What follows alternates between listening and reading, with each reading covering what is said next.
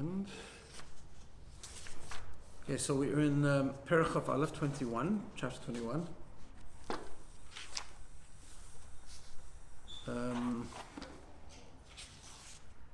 Starting the words Ella. Second.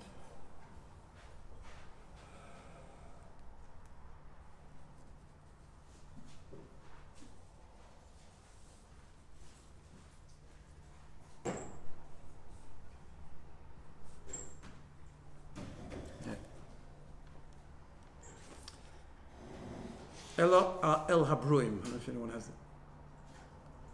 If you're having a Tanya, that's on page Chaf Zayin, 52 Chaf Zayin, and it's 1, 2, 3, 4, 5, 6 lines on the top. Ella El Habruim HaMakablim. Adele, you have it? You good? Okay, excellent, good. Okay, so let's just recap from last week. Again, Perek Chaf and Perek Chaf Aleph, chapter 20 and 21, are both talking about how to understand the real concept, what we call the oneness of Hashem.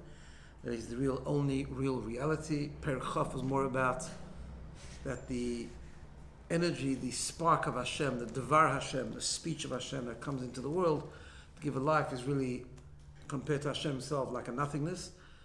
Just he gave the thing, just like our one word in comparison to our whole speech, and the speech comparison to our thought, and our thought comparison to ourselves, and so on.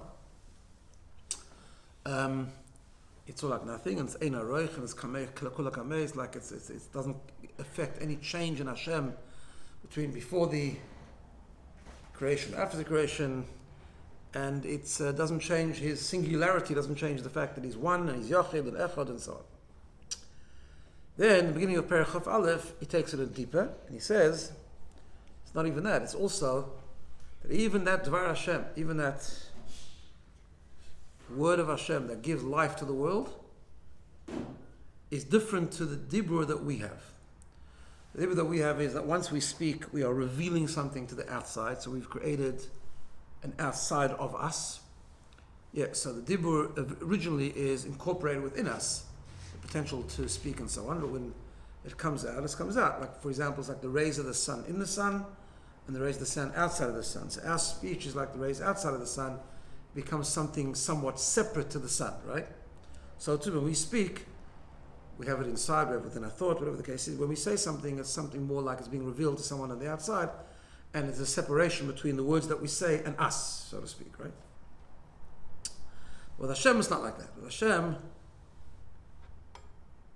so based on the idea that everything has a source, so if rays come from the sun, they are rays within the sun, but just over there, it's not discernible, right? It's not discernible between the rays of the sun and the sun. We gave a number of analogies for it last week, right?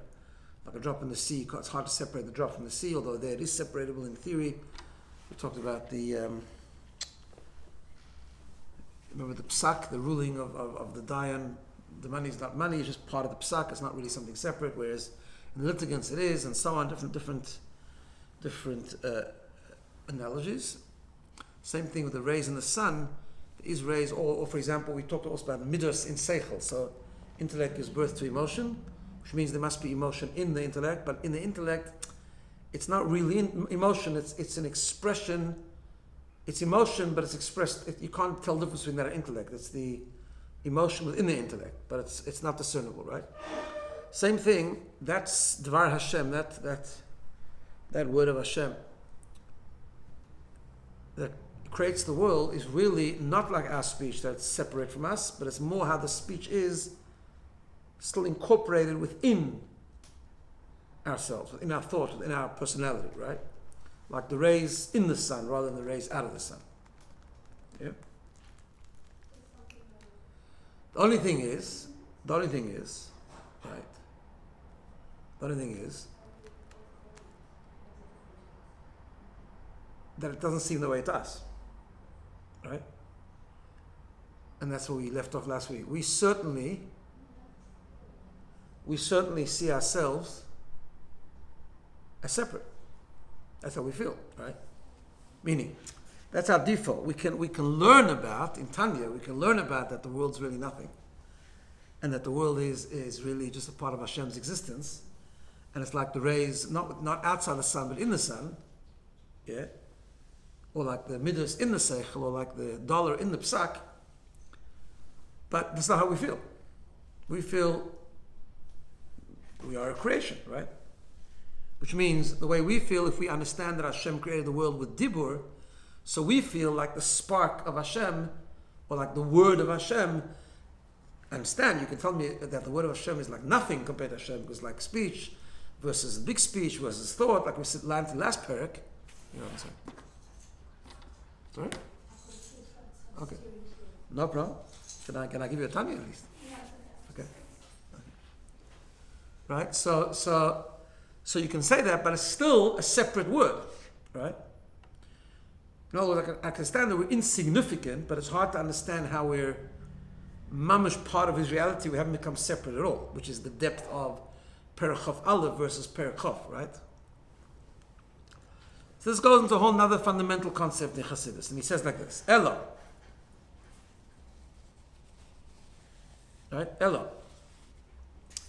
The only thing is, he says, what seems to be different, what seems that we are something separate, that dibur is like our speech, that it's come out of us, so to speak, and so too out of Hashem, so to speak. That's ela bruim hamakablim chayusam, to the creations who are receiving his energy, his chayus, his life force. B'chinas dibura isbara from Hashem's speech. B'chinas yitziosai kvar el hapoel, brias oilmes. After it already seems that it's enclosed and come through and being revealed to actually create a world, right? And why do we feel like that? Because so it's like this. So that feels like something separate. Now, if we wouldn't be like that, if we would feel the truth, then we wouldn't feel our existence, right? And of course, that's not what Hashem wanted, actually, right? He wanted us to feel our existence, because that's the point. The point is to learn that we don't really exist. To learn that we're part of Hashem, right? But He created us with a very big feeling of self and a very big ego, right? Which is why, like you said a few weeks ago, why people take themselves so seriously, right? Because we really think we're something, right? The real truth is that we're greater than the something we think. In other words, because once we understand that we're nothing, then we understand what are we? Then we're just an expression of Hashem, so we're actually even bigger, right? Okay, that's a separate discussion. But we're talking about now the feeling of a creation, a self-creation, right? So Hashem didn't want that. So therefore, what did He do? He created us in a way where the dibur, where the speech of Hashem, the words of Hashem are mislabish, they enclose in the creation, they create and keep alive and keep existence of the created world to feel like it's a proper existence, and it's like how our dibur is something that's come out of Hashem, so to speak, not incorporated within Hashem still, like we said, like we learned last week. So how does that work? So then there is some change. There is a change then. There's a change from subtly, you might be insignificant, but there's still a change, right? Just explain the question. Even if it's a very subtle change, it's still a change. In other words, you know that mashal we gave in the last period, that in terms of the insignificance, we don't really consider a change. So for example, we gave that mashal of someone in a room by himself. So he's completely alone in the room, and then an ant comes into the room, right? So what are you going to say? He's not alone. He's still alone, because the ant's nothing, right? True. But actually the truth is that might be insignificant, but actually it's still something. In other words, there's a change, right? It's not a significant change. It's not a change that affects any change, right? But still something happened, right? So what's going on here? So what is Pshat? Pshat's like this, because he's going to explain now the idea of tzimtzum, right? What we're going to explain now is a very, very fundamental concept, which the Alter Rebbe expands on in the second part of Tanya, but it's very important to understand how this works. To understand how the tzimtzum of Hashem works, right? Tzimtzum is this idea that Hashem conceals, and He dilutes, and He goes down and down and down, conceals His light, etc., from world to world, madrega to madrega, to create a finite and physical world, right? But we have to understand how tzimtzum actually works. So we say like this. First of all, it happens through tzimtzum. What does that mean? Hashem interacts with the world to give it life. It happens through alidei hishtalshlus, through a very great chain of levels, from cause to effect. v'yiridas hamadregas, and the descent of levels, but tzimtzumim rabim v'shoinim, with many kind of different forms of tzimtzum, and many of them, and different kinds of them. I'm not going to go into the whole process of tzimtzum, but there's what we call tzimtzum arishon, the first tzimtzum where Hashem completely took away his infinite light and just reintroduced a thin concept. But then there's the idea of the separation between each world, where it's like, for example, the rays of the sun, you put a thick curtain there, and only a little bit shines through. Lots of different forms of tzimtzum, zillions of different madregas. In a general sense, they're divided into the four worlds, and so each world is lower than the other. All done. Why? Achiyuchlu habruim, until the creations should be able lekabil chayusam v'sabusam imenu, in order for creations in the world to be able to receive their life force from Hashem and not disintegrate, not dissolve, so to speak, not to cease to exist in the form that Hashem wants them to exist, which is an existence, right?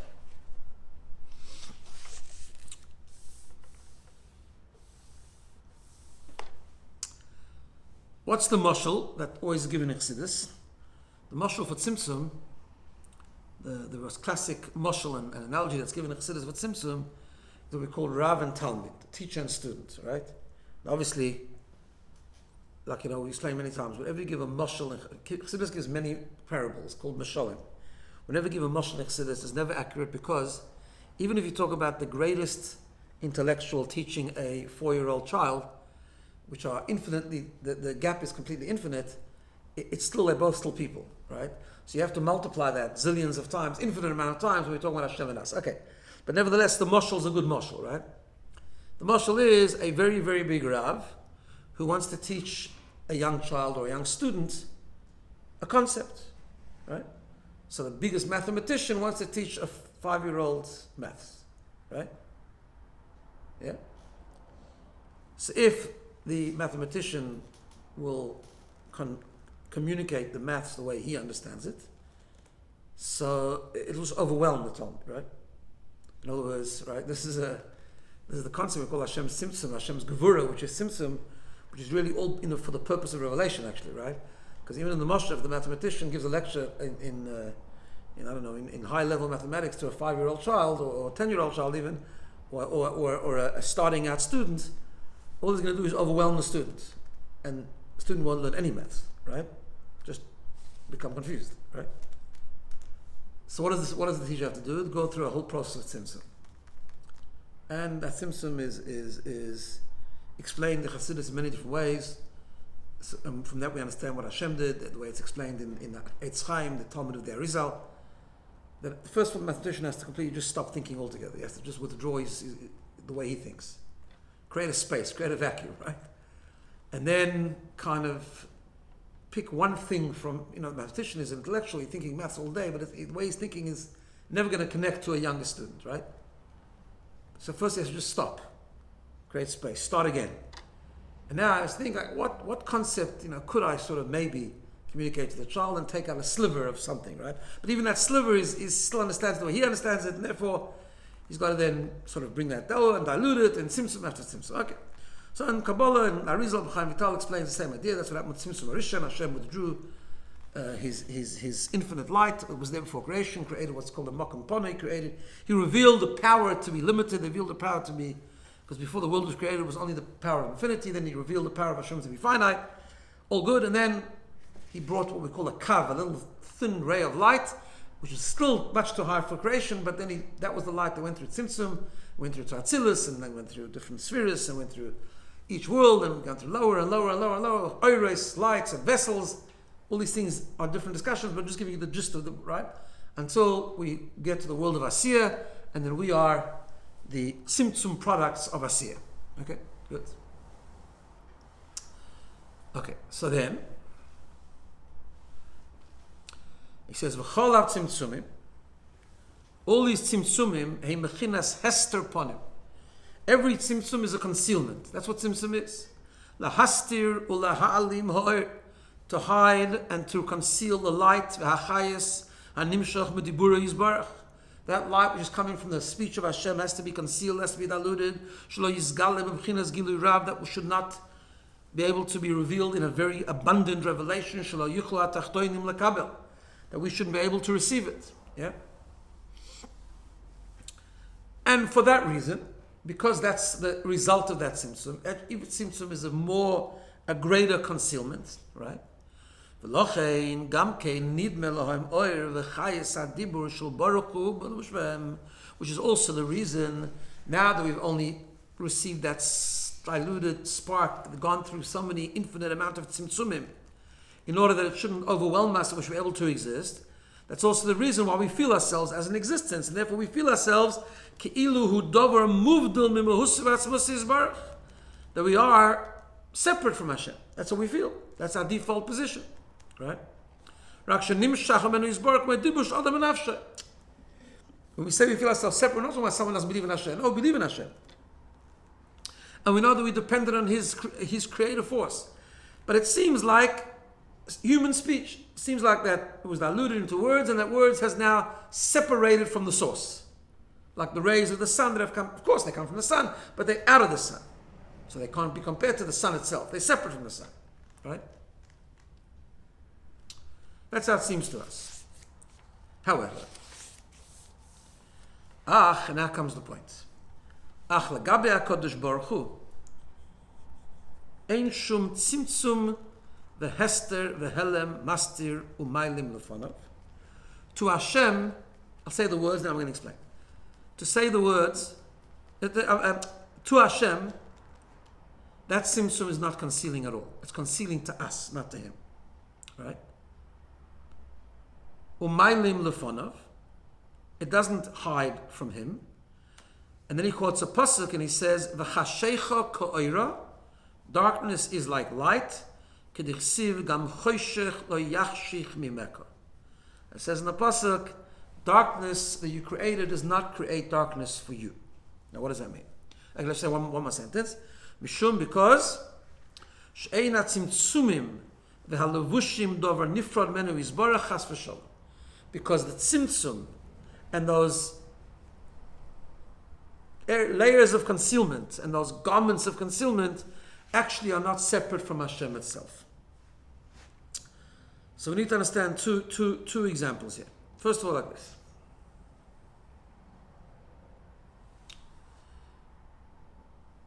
If you take a very bright sunlight, right? And you don't want it to shine so brightly into your room. But you want the daylight. So this is a marshal of tzimtzum, right? The parsa. Kabbalah talks about parsa, like veils, right? So what do? They have these blinds now that they make that like a half blinds, right?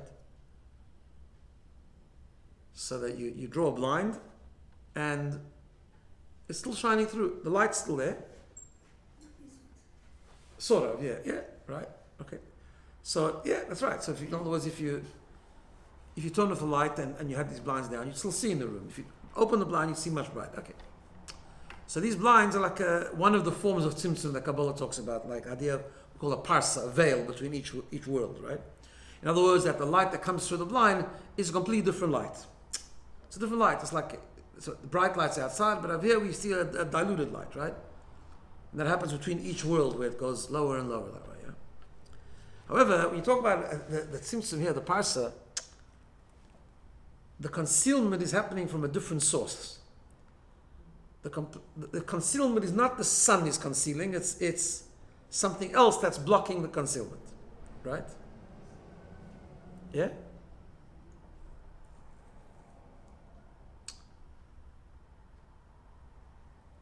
With Hashem, the screen, the veil, is Him too.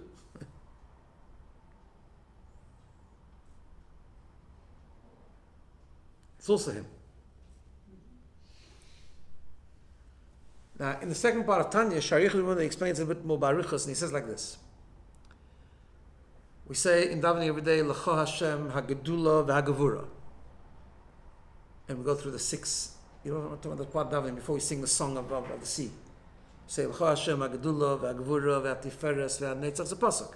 It's a pasuk basically that goes through the 7 spheres from Chesed to Malchus. We say, L'cho Hashem. To you, Hashem, is Gedula, Gevura. You have Gedula. Gedula means Chesed. Greatness is Chesed. Gvura is Gvura, Tiferes, yeah, etc., etc., right? Because we've explained before that when Hashem created the world, He created the world with the 10 spheres, right? He Himself transcends the 10 spheres, as we know. This was the whole story we've met this many times between the Maral and the Rambam. That even the Rambam talks about Hashem's greatness and Hashem's oneness with his intellect, and the Maral comes and says, "Why are you talking about Hashem and intellect altogether? Hashem is not describable; it's undefined. So what do you mean, right?" So Arizal says they're both right. Hashem Himself is completely transcends spheres, right? However, when Hashem wanted to create the world, He first manifested Himself. He chose, even through a process of Tzimtzum, He chose to manifest Himself in 10 defined spheres, right? The first one being Chesed, next one being Gvura. And in the world of Atzilus, we say the famous words, as Chassidus brings all the time, even in Atzilus, where it's already after some form of Tzimtzum, and it's after, it's limited, it's finite, meaning it's Hashem's spheres, but still defined ideas and defined expressions, defined manifestations. We say that Iyu v'chayeyu chad, Iyu v'gameyu chad, that Hashem and His Chesed is one. Hashem and His Gvura is one. Hashem and His Chochmah is one. And that's where the Rambam is talking about that Hashem and His wisdom is all one, because it's still Hashem. Right? Creation of a supposed other doesn't start till the world of Bria. Right? The world of Atzilus is still Hashem's world. It's Him choosing to manifest Himself in a more defined way. And He's one with those definitions, so it's His Chesed, it's His Gvura. Right? That's what we say in davening in the Shemona Esrei. One of the famous phrases we say in the very beginning, the first bracha of the Amidah, we say L'kei Avram, L'kei Yitzchak, L'kei Yaakov, Hokeil, HaGodol, HaGibor, V'Hanoira. Hashem is the great God and the strong God. What do we mean? Godol, and not just some descriptions. Godol and Gibor is Chesed and Gvura. Right? Godol is greatness. Another word for Chesed is, in the Pasuk, it refers to Chesed as Gedula. Gibor is Gevurah, right? In other words, Hashem being completely transcendent and infinite and truly infinite, He can do anything. Just like He can choose to reveal, He can choose to hide. The first, before creation, right? The part, so to speak, of, if I understand the word before, because obviously it's not before, because time is creation, but higher than creation, but let's say, right? What is evident, what is obvious, only Hashem's infinity. That's how we use the word before. We say before the world was created, it was just Hashem and His revelation, Hashem and His Or Ein Sof, filled all of existence, right? Through the very, very first Tzimtzum, even higher than Atzilus, what did Hashem do? He revealed the ability to be finite, because He always had it, as we know. Just like Hashem can be infinite, He can be finite, and He can be both, and He can be neither, and He can be transcendent, everything. Hashem is completely undefined, right? So there's an expression we say, Hein hein gedulasai v'hein hein gvuraisa. The same Hashem which reveals is the same Hashem that conceals. In other words, revelation is an expression of Hashem, concealment is an expression of Hashem. Which is the depth of the pasuk in Tehillim, Kachashecha ka'oira. That by God, darkness and light is the same thing. So the simple pshat is, it means that Hashem is not affected by either, not darkness, not light, it's all equal to Him. He's higher than the whole world, right? But it means a deeper level. And Chassidus says like this, Kachashecha ka'oira, like darkness, like light, which means that by Hashem, His darkness is a form of light. Understand? His Gevurah is no less Him than His Chesed. In other words, Hashem is no less in darkness than He is in light. Right? The darkness is to reveal the finiteness of Hashem, but the finiteness of Hashem is the same infinite as the infinity of Hashem. It's all Hashem. Right? Therefore, in other words, the tzimtzum, the veils, the parses, the blinds that Hashem puts between each level, the blinds are Him. It's Him. Right? Right? Therefore, the way to understand it is like going back to the Rav and the Talmud. Let's go back to the teacher and the Talmud, right? Let's say a teacher is trying to explain something to a student. There's a pasuk that it says about Shlomo HaMelech. He was such a smart person that he was able to bring down his unbelievable wisdom to a very low level. And it says in the pasuk, "Vayedaber Shlomo," and Shlomo spoke, "Shloishes alofim moshel." He gave 3,000 parables. Right?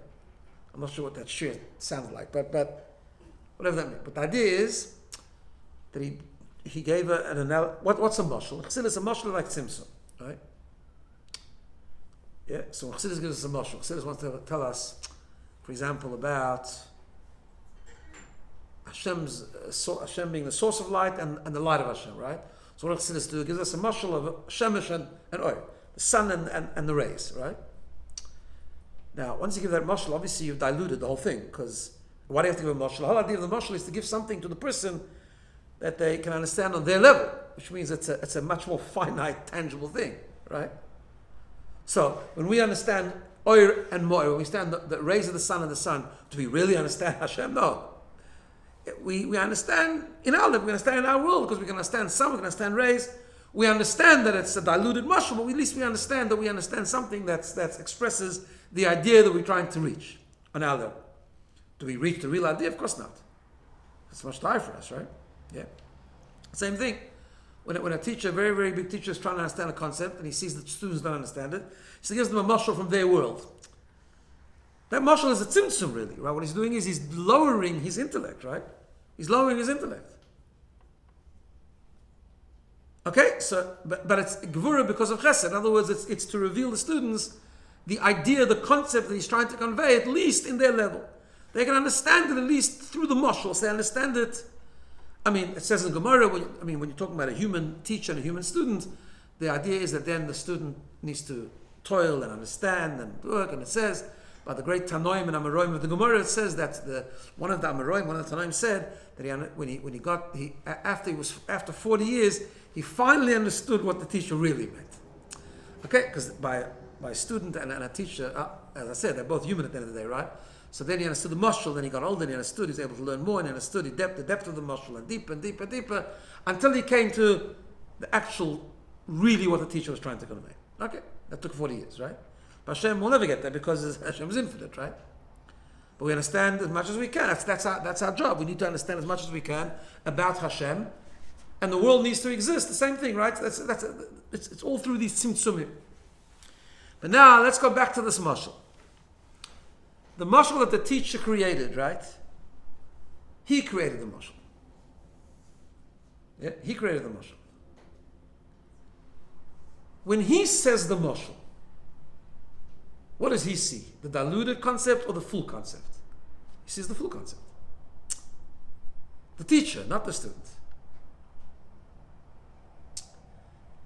The teacher who says the mashal, he is just using other words. But what he sees in the mashal is the full concept, the infinite concept. But doesn't make a difference to him if he expresses it in these words or in these words, in pure mathematical terminology or yeah. I remember as a kid, right? We first learned how to count, right? Or a teacher would say, if you have two oranges, right? What do you have? 400. So the child says, okay. I mean, that's a very loose mashal, but I'm saying, so what does the kid see? 2. He sees 2 oranges. He sees oranges. But you're getting the child used to the idea that you have 2 oranges, you have 4 oranges, right? But really, he's talking about oranges. And at the beginning, the child doesn't even know that the same thing's going to happen in pears, or in mandarins, or in green peppers, right? Because the child's very limited. But at least he's understanding at least part of the concept of 2 plus 2 equals 4. What does the teacher say when he sees 2 oranges, 2 oranges? He doesn't see the oranges. But that doesn't make a difference if he says 2 plus 2 equals 4, 2 oranges, 2 oranges, 4. It's the same concept. Yeah? I mean, it's a very not accurate mashal because the gap between 2 oranges and 2 is not very big. But it's the same thing on all levels, right? If a brilliant professor gives a mashal in very simple language so that a first-year student should be able to understand, it's a diluted concept, and the student only understands on his level, maybe eventually understand it deeper, but for now, he understands at his level, but the professor doesn't see any difference. The professor sees, when he sees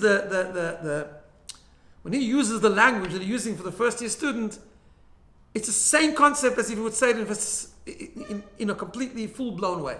He sees the full thing. Right?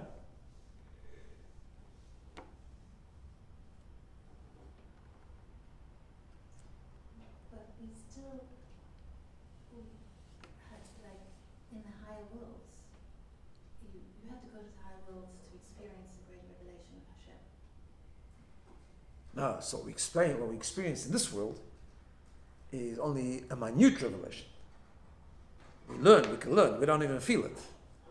Right? Because we are the first year kindergarten teacher, student, right? But what you're suggesting is it's equally as present here as it is up there. For Hashem. For the teacher. That's the amazing thing about Simpson. For the student, he only gets what the teacher, he only gets as much as the moshel will allow him.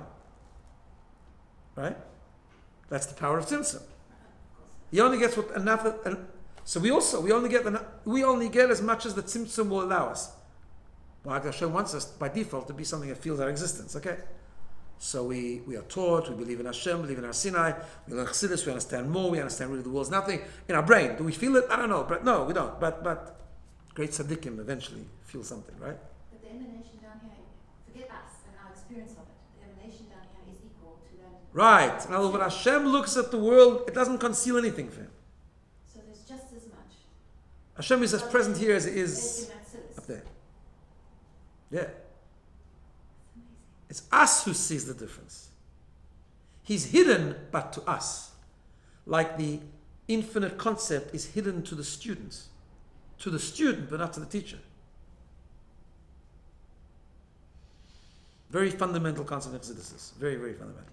But the divine energy down here is the same as it is up there. Yeah. I understand where you're struggling. So not to us. No, but not to us, but it is. Right, exactly. But it is. No, Exactly. we don't experience Exactly. it. But it is. Exactly. So if we could experience it, it would be the same. We wouldn't exist then, but yeah. Yeah, okay. Yeah. But he is just as manifest down here as he is in Atzilus. Correct. In a way, even more. But not in a revealed way to us. No, I understand that. So we still talk about world being a world that conceals Hashem. It does. The world conceals Hashem. And that concealment is a true thing, and Hashem doesn't see the concealment, but he created the concealment. It's not like a fantasy. Hashem is concealed from us. It's not an illusion, is what you're saying. It's not an illusion, right? Because we said this before, right? Because the world's not an illusion. That's another, yeah. The Rabbi has a whole sikh on that to sort of understand that. But what does that mean? But we know Hashem exists. I mean, the world exists because the Torah says so, and Torah mitzvahs is about taking physical things and doing it, and it's not a joke. It's a real thing, right? Okay, so. But Hashem looks at the world, doesn't say anything different. In fact,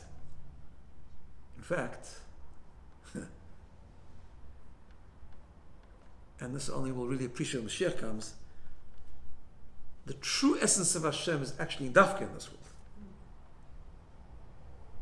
Why? Because this idea, in a way, the Gevurah is greater than Chesed. Right? If I'm going to tell you, I'm going to give you something, so I'm giving you something, right? If you ask for something and say, I'm not going to give it to you, then I didn't give it to you, right? So you didn't have it, correct? If I tell you I'm going to give you something, but you're going to think I didn't give it to you, that doesn't make sense. I mean, right? I can't say I'm in the room and I'm not in the room at the same time. That I can't do, right? Hashem does that. Why? Because the essence of Hashem transcends both Chesed and Gevurah. And it can be and not be at the same time. So you can be completely concealed. Let's go back to the rays of the sun, right? In the sun there's also rays, but as we said before last week, over there it's just a manifestation of the sun, right? The rays outside of the sun are real rays. They're separate from the sun, right? But you can't have in the physical world that you can have rays in the sun that look to some people like the rays outside the sun. That doesn't make any sense, right? But in Hashem can do it. Says he can manifest the rays, just a little tzimtzum word of Hashem that will create a world that looks completely different, where to the world he'd be completely concealed and only the Dvar Hashem, a completely diluted spark, is keeping us alive, and yet that spark really isn't separate from him, also as part of him. It's like the rays in the sun, not the rays out of the sun. Only appears like the rays out of the sun to us. And that koyach, that power, it says in Tanya later, the power to create a world not only where he's hidden, right, but a world that negates his existence, and a world that feels it like it made itself. That you can have a paro, he said, the river's mine and I made it. That's the expression that was used in Chassidus, right? To have that, and that is really all part of Hashem, that's only the essence of Hashem can do that, right? So yes, Hashem is here like even more in a way than in the higher worlds, right? And that's what Hashem wants us to do. Hashem wants us to reveal Him where He's not. To reveal that power that Hashem is here as much as He is in Atzilus. So it's not a bringing down, it's a revelation. In a revelation, yeah. Now we talk now, yes and no. Why am I saying that? Because the process of revealing that is you also have to bring down. You have to bring down light. Because since we are subjects of the darkness, this goes in. Actually, it's very. I'll say it because I've said it before in a parasha shir, but I'll say it now because actually this is really connected to this week's parasha, right? So why not? Because we also have to bring down from the higher worlds light. Also, why? Because it is true that this world is as Hashem as the higher worlds, and even more because it's really Hashem is in darkness as much as He's in light, right? But for us to reveal that, we have to bring in light also, what is really light. Why? It goes to the whole, this week's parasha. What's this week's parasha? Esav, I'm going to say it briefly. Yitzchak wants to give the brachas to Esav, right? And the Rivka, the last minute, says, no, it's got to go to Yaakov. Now, let's understand. Okay, so the simple story that we learn in kindergarten is that Esav tricked Yitzchak and made himself like a tzaddik. So Yitzchak thought he was a tzaddik and he was giving the brachas, right? But Yitzchak really didn't know what was happening. He really didn't know what Esav was. I mean, he knew, right? What's he knew? But what? We know that Avraham Avinu is chesed and Yitzchak is gvura, right? Yitzchak saw the greatness of gvura. Yitzchak thought that really the purpose of the world, which is true, which is why it says in Gemara, when Mashiach comes, we're going to actually call Yitzchak's going to be the main one of the three Avos. Because what is Gvura? Gvura is that ability that Hashem has to conceal Himself and still be there. Right? So He says, I have to create the destiny of Am Yisrael. I've created the destiny of the world. I'm not going to invest in chesed. I'm not going to invest in light. That's not the point of creation. Point of creation is we need to reveal Hashem in Esav, in the real Gvura. We have to reveal Hashem in the concealment, right? So therefore the brachas have to go to Esav. Correct? But it was a mistake. Korach had a similar sort of thing, though. We're not going to go into that. But Korach is also wanted. Korach also had a whole philosophy. I'll translate it a little bit into what it means. Yaakov is the world of Kedusha, of light. Right? Revelation. Yaakov is the world of Torah, Tefillah. Right? Yaakov Ishtam, where was he? He didn't live in the world. He lived in a tent. He was standing in Yeshiva all day, right? Esav was the real world. We also have Yitzchak. We also have Yaakov and Esav. Yeah? And the real purpose of creation is that the Esav should scream God. Right? Like we learned that Avraham Avinu went around and he said, "Vayikra b'shem Hashem," and he called the name of Hashem, Kael Olam, the God. Doesn't say the God of the world. It says the God world, because that was the whole. This is the concept that Avraham Avinu was going to reveal. He was going to reveal that really the world is not separate from Hashem. The world is just as much as Hashem as everything else, right? The problem is that you can't invest straight in that. It's got to go through something else. Why? Because when on the recipient end you're part of the darkness, then you're just going to get stuck in the darkness. So we don't have the ability to say, we don't need to daven, we don't need to love, we don't need to engage in light. Let's just do business, let's just eat, and we'll just reveal Hashem that way. No. Because we're born into a dark world. which for us on the recipient's end is very dark. How do we reveal that that darkness is really not dark? By bringing in, for us, transporting, bringing down, to use your word, right? Bringing down a candle that will illuminate us. How do we know that how do we know what I'm saying now is the truth? Because we're learning it in Tanya. We learn Tanya, we're not in the world of darkness. Right? We're in the world of light. This is light, right? We learn this, now you can go into the world and you can start revealing it, right? You can say what seems to me to be a world, an independent world, with all this prominence, all importance is nothing. Really, all it's about is manifesting Hashem, so therefore I better do that. When I go into business, it shouldn't be for the purpose of making money, for the business of serving Hashem and using our money for good things. Eating on its own is just concealment. Eating to serve Hashem, that's because then the food is, I'm revealing what the food really is. But you got to be in light first before you can do that. Otherwise, you'll just be part of the darkness. We are born as that first year kindergarten teacher. We only see the darkness. We see the mashal, right? The lowest mashal, the end mashal. That's what we see. But if Hashem really wanted there to be such light, why did he hide? Why did he create the darkness?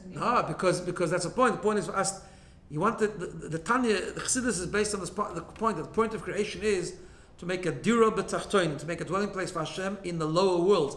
Lower means it's going to be dark, the lowest form of existence. Otherwise, Hashem didn't need to create this world altogether. If Hashem wanted to be revealed in light, he could have stopped at Atzilus.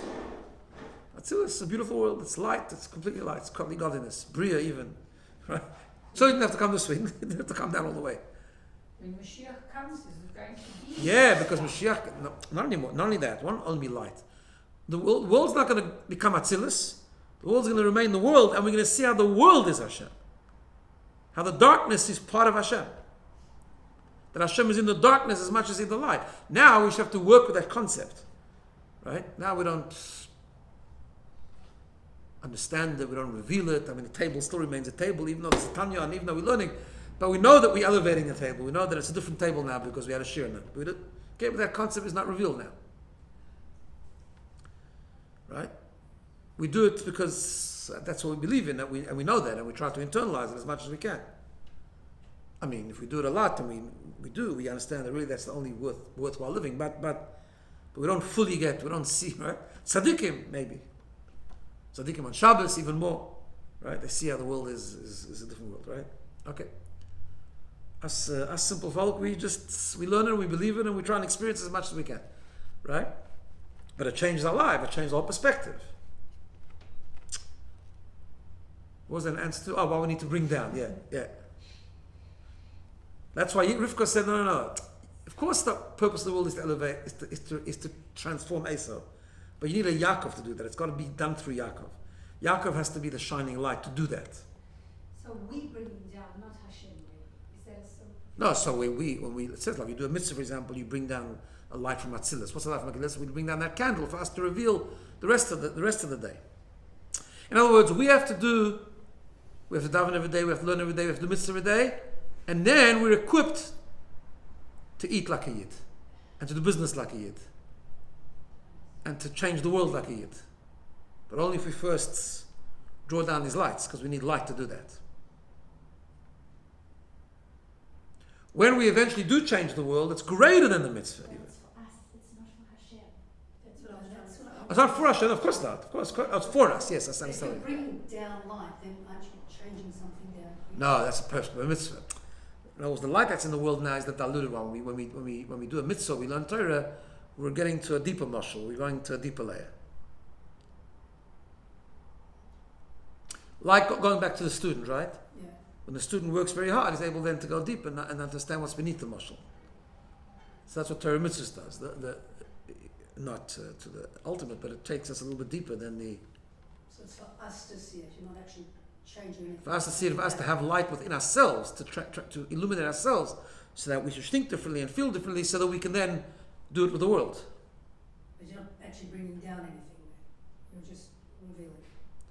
Again, the word down, up, we're talking about Hashem, this is not confined to space, but we talk about the word down because we're connecting to a higher world.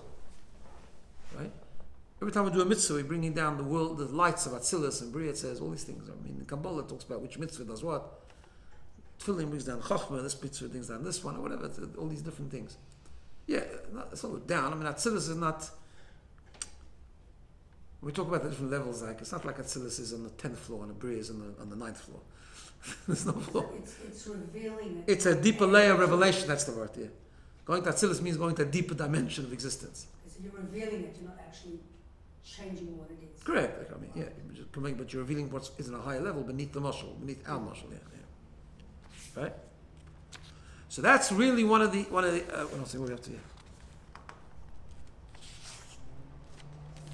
Let's go. The last few lines. So he says, therefore, because that's the point, that these blinds that Hashem creates to create Tzimtzum is not like a separate blind; it's part of Him, right?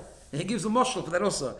And look, then come to the levushim in it's like a turtle or a tortoise that also has a garment that's concealing his body, but the garment is part of his body, right? The turtle, and it's always. And what's the difference between a turtle and a tortoise? I don't know. Okay, whatever. Same idea, right? So if you looked at the shell, you can't see the body. But can you really separate? Can you say that the shell of the turtle is less turtle than the body? No, it's the same turtle. Just it's what you see. Right? And therefore, like it says, this is a very important word now. This is the depth of the phrase that we say in davening every single day. At the end of Aleinu, we say V'yadaita Yoim, we say the pasuk. Hashem says in the end of Dvarim, at the beginning of Dvarim, Hashem said, Moshe Rabbeinu said to the Jewish people, you should know today, and you should internalize it. That what? What should you internalize? Ki Hashem hu Elokim. Hashem is Elokim. Or a different way of saying it, we say in Shema, Hashem Elokeinu. What's the difference? So Hashem is the name of revelation, infinity. Elokim is the name of Tzimtzum. Hashem hu Elokim. Hashem is Elokim. Right? Like it's explained elsewhere, which explains later in Shar Eichud V'Munah. And the Rebbe Rashab, the fifth Lubavitcher Rebbe, whose birthday was a few days ago, Chav Cheshvan, he has a very famous, not the Rebbe Rashab, sorry, the Frierdiker Rebbe, has a very, very famous mimer called V'yodaita. Chassidim refer to it as V'yodaita Moskva, because it was said in Moscow. So it's a well-known mimer called V'yodaita Moskva, who explains this at great length. So I'll deal with the teacher and the student, and the teacher sees it in the mashal. It's not conceived, right? That's the plan. And therefore, kamei kuloi koloch choshev mamash. That's why before Hashem, it's all nothing. This world really isn't nothing. Just part of Him. Has no independent existence whatsoever, and therefore didn't change anything. Just an expression of Him. To us, it exists, and it does exist, but to Hashem, it exists, but just as part of Him. It's an expression of Him, like the rays in the sun. Right? I just want to mention two things before we finish, right? I want to clarify something. That's why, when you said like Hashem is here, as much in Atzilus, you said before, Hashem is here. So that's true. And that's why the Rebbe used to say, the Rebbe had that famous thing that Sikha, we talked about the mimer of the previous Rebbe, about, when I came to my garden, Hashem said, when He gave the Torah, I came to my garden, right? Basi Lagani, I came to my garden, Hashem said. There about a whole sikha once, they said, people look at the world and you can make a mistake and you can see the world's a jungle. Right?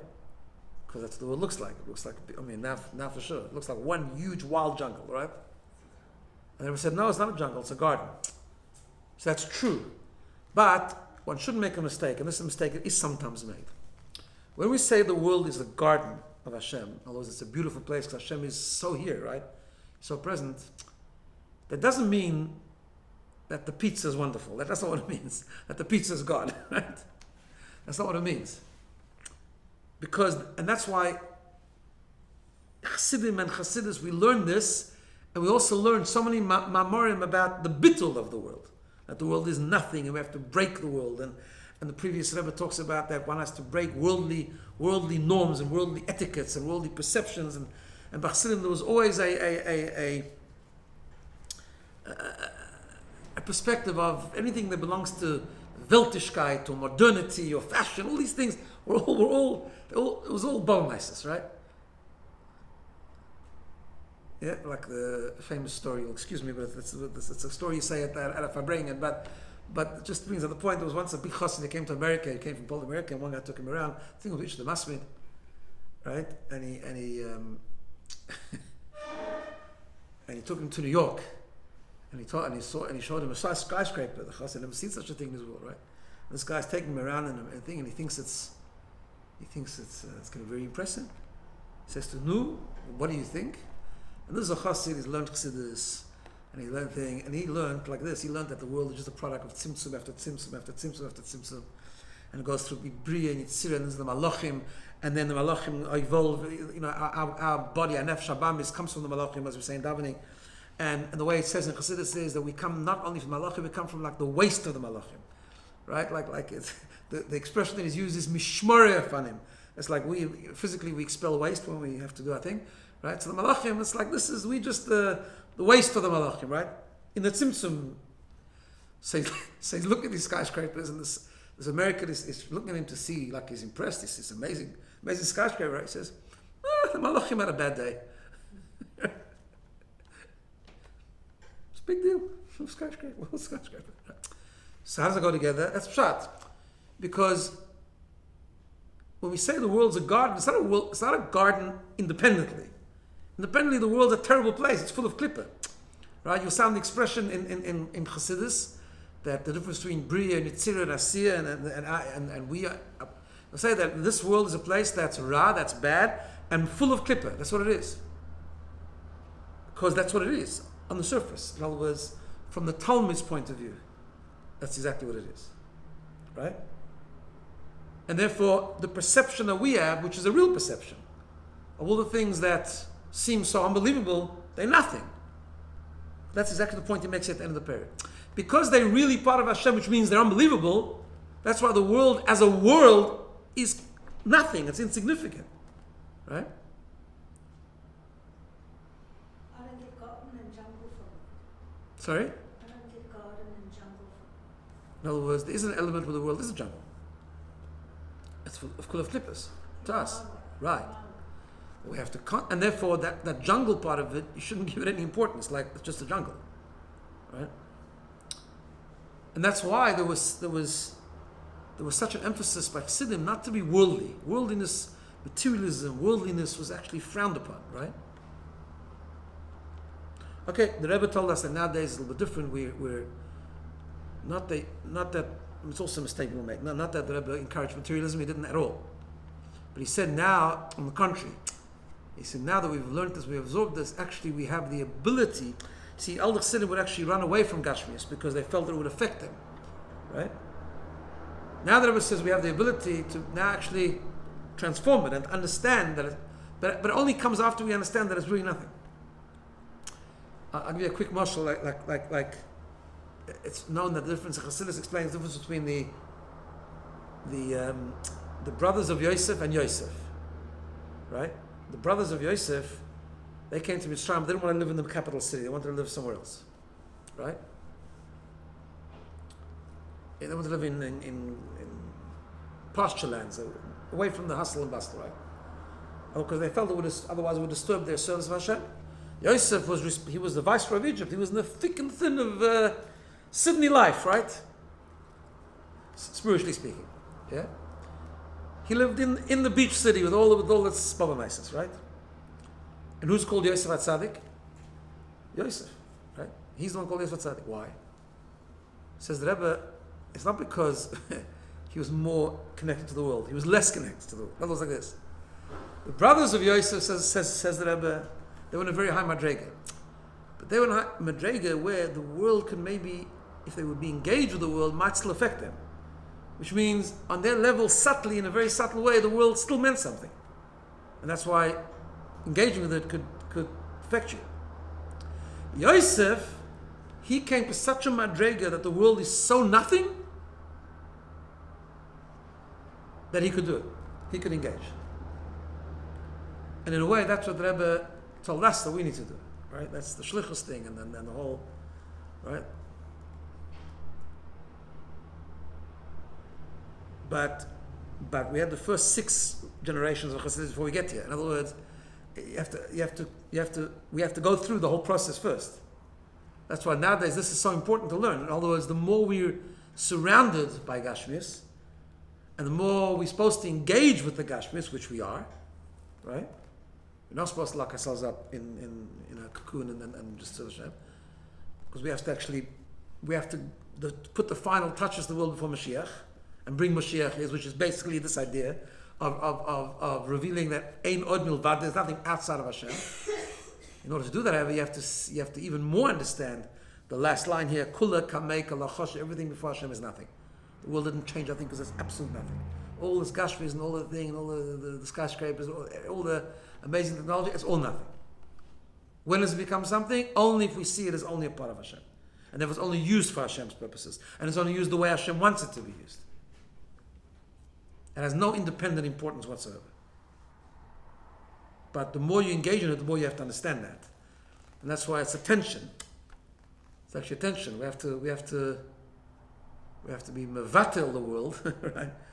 We have to scorn the world in order to understand what the world really is. Yeah, does it make sense? So these are the two chapters where it talks about Achdus Hashem. The Mittler Rebbe writes, many people write, right? The Mittler Rebbe writes very clearly that the whole Chassidus that the Alter Rebbe revealed is to understand this idea. Because he says this is the foundation of all Avodas Hashem. Right? And this is the foundation of what the Alter Rebbe is going to do in our next few chapters, which we're going to do next term. We'll have a shir next week, but we'll do something different because now starts a new section. Wednesday.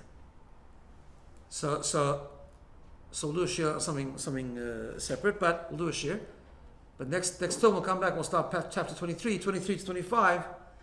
He's going to explain that when we understand this, then we understand how